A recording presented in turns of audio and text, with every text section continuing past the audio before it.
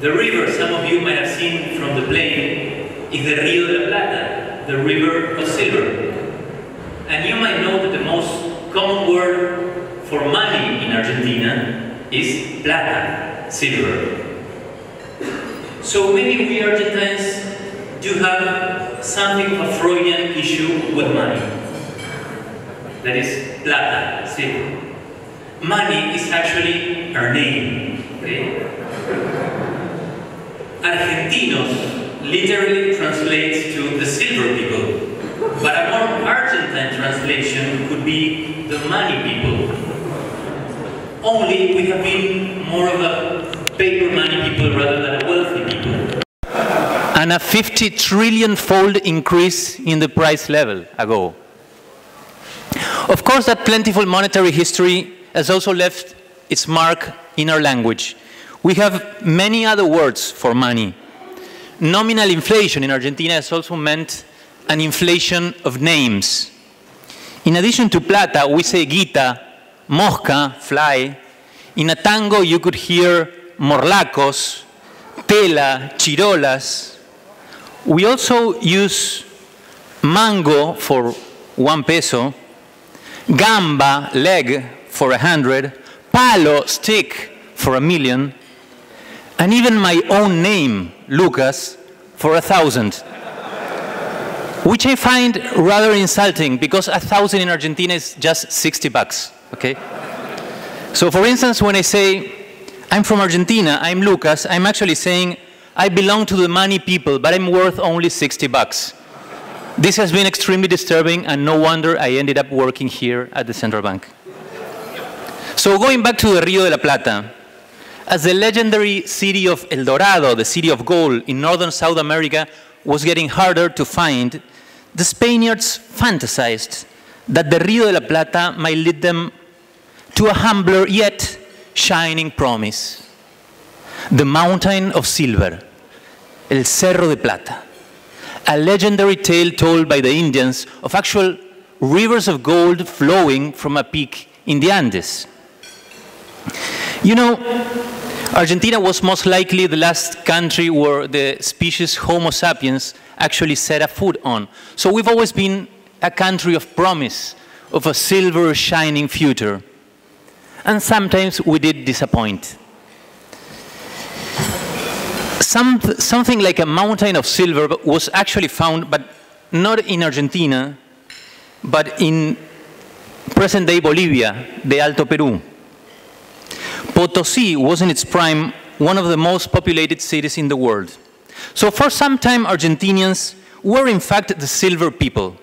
We were an economic dependence of the mines of Potosí. The northern provinces lived off exporting mules for transport at the mines, and Buenos Aires' first economic activity was smuggling Potosí's silver out of the Americas, as the only official port to export was Lima in Peru. Some people believe that our origins as smugglers might have also left a psychological mark in us, the porteños, the people of Buenos Aires. Silver exports flowing to Spain probably contributed to Spain's long decline in what we should call the Spanish disease rather than the Dutch disease. So unknowingly, Creoles in the Rio de la Plata were sending back to Spain in the form of silver lingots the seeds of the imperial decline, years before fighting for independence and gaining independence in 1810. Meanwhile, the silver smuggling business meant no Dutch disease for the Buenos Aires region. We had figured out a way of accumulating capital for the future in the non-booming sector, and this was without subsidies or protection or even effort. The few cows and horses brought here by the first Spanish colonists encountered in the Pampas some of the best pieces of pastures in the Americas and probably in the world. With plenty of food and plenty of sex, there were no Malthusian breaks whatsoever. So by independence in 1810, cattle and horses numbered by the million. This animal wealth would be the backbone of the Buenos Aires economy until the agricultural boom of the late 19th century that came with railways. For a few years, the provincias del Río de la Plata held both the silver from the Alto Perú and the animal wealth in the Pampas. So the first coins of the newly independent country, which you can see in Janson's collection at the front, were actually minted in present-day Bolivia. Most of them are, of course, silver coins. Actually, the single 2 escudos gold coin you will see there is the most valuable piece in the collection. There are only 2 in existence, and connoisseurs have it that it could well fetch north of $1 million if auctioned off. It's right there. So please be careful, okay? The legend in those first coins is still written in our bills. It says, en unión y libertad, in union and freedom. Again, a promise mostly unfulfilled, particularly in the 19th century. The Alto Perú was soon lost to the Spaniards, eventually leading to an independent Bolivia. The interior provinces, previously orbiting around the mines of Potosí, lagged behind the successful ranching economy of Buenos Aires. This set the stage for that most intricate economic and political struggle covering the middle decades of the 19th century. It was precisely a tension between union and freedom. On the one hand, those trying to set up a centralized government in Buenos Aires, the unitarios. On the other, the strongmen of the old interior provinces, the famous caudillos federales. Confusingly, federales meant those defending provincial autonomies against the federal government. But you know, Argentina sometimes is a bit confusing. Domingo Sarmiento, our leading 19th century intellectual, an educator and president, called that conflict, without hiding his own sympathies, the struggle between civilization and barbarism. But in a way, it was also a conflict between the old silver country of the interior and the new paper-based, export-oriented economy of Buenos Aires. Sarmiento could have easily stretched Keynes' opinion on gold and called silver a barbaric relic.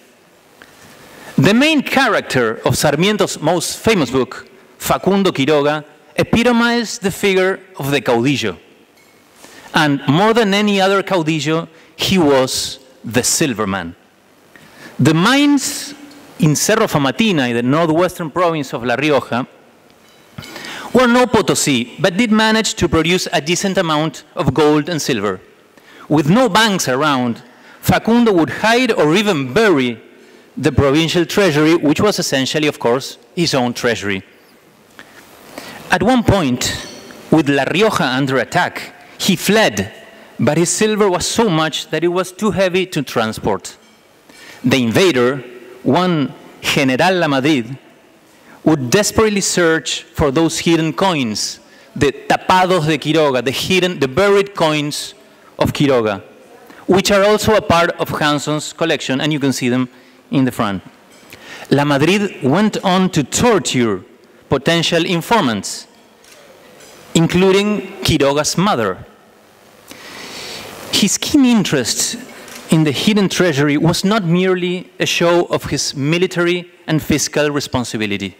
When he finally got a clue on the whereabouts of the tapados de Quiroga, he wrote to an assistant, "Check where I'm telling you and write back to me saying how many ounces you find.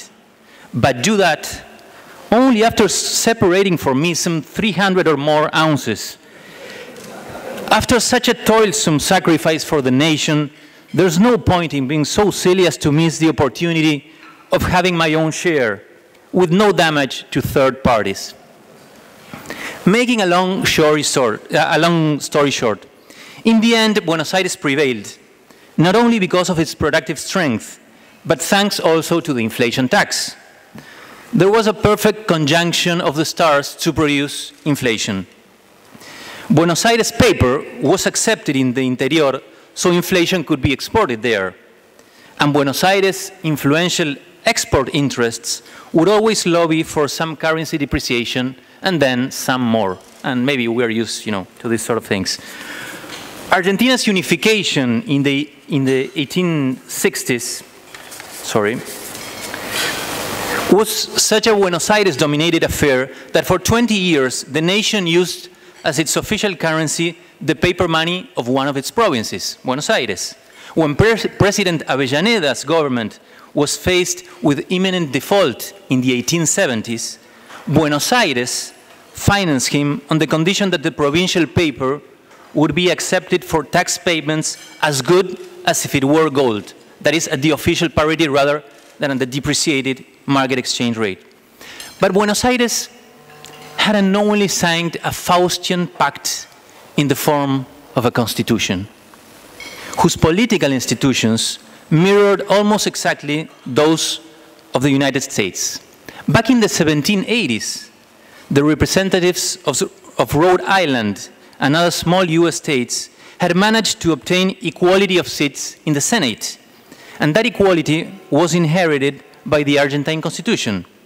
Because the Electoral College that chose the president depended on the number of congressional seats, the economically and demographically overwhelming Buenos Aires could be outnumbered in a presidential election. When in 1880, Julio Argentino Roca of Tucumán was chosen with the support of the interior provinces, Buenos Aires rose up in arms against the election. A series of battles between the Buenos Aires and the national armies took place some 20 blocks from here. These were the bloodiest battles of the Argentine history, and they remain so. They ended up not only with an interior-dominated government, with Roca. The defeated province of Buenos Aires lost its two gems: its capital city, the city of Buenos Aires, to the federal government, and of course, its ability to print its own money. You will see at the front, as part of our Janson collection, the gold and silver coins minted in the early 80s that marked the inception of Argentina into the international gold standard, as they were linked to the first national paper peso. Once again, monetary matters would reflect the peculiarities of this peculiar land. For one, silver was accepted at the mint, even while at a gold standard, and it was taken at a ratio more favorable to silver, clearly a concession to the old silver country of the interior. Meanwhile, the paper peso rolled out in 1883 and convertible to those new coins was expected to reflect a new and permanent link between the international system and a unified, pacified, and stable Argentine economy. Alas, what started in 1883 ended in 1884, with inconvertibility and depreciation. Another episode of currency instability and inflation, which unfortunately would repeat again and again until, well, almost tonight. Ending high inflation is the most important aim of this administration at the central bank. Another one is going cashless. So just as a final thought, Governor Sturzenegger, I would like to propose the following. Converting this museum, this show of currency, creativity, and paper money inflation into, well, a museum, a historical museum, a place of things past, of memories that we have to be aware of, but also try to leave behind. So I hope you can join me in a toast for a shining yet stable and cashless future for Argentinos, the money people. Thank you.